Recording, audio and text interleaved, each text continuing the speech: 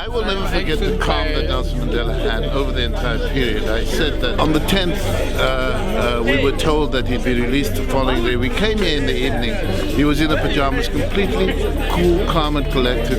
And he had thought through the processes.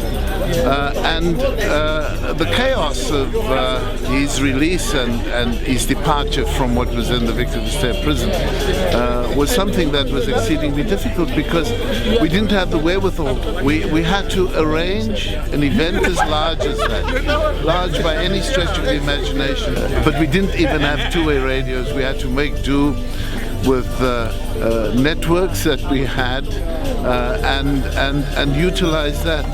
And the situation in the city was exceedingly difficult because we couldn't rely on the police to maintain order, and so there was an element that became very destructive, and that led then to the delay of taking Madiba to make his speech on the parade, and hence for people who look at footage of this now, you'll see that his speech was only in the evening when we left here early in the afternoon.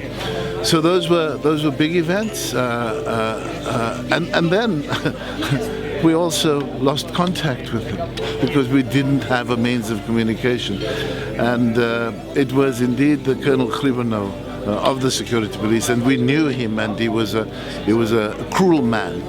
But he called me on the radio of a traffic officer to tell me where Madiba was, and asked me to take a delegation and fetch Madiba and bring him to the city as the only way to prevent the city from being burnt down. It doesn't matter which part of life. They always say that people who work hard to build a fortune leave it to their children, who then destroy it.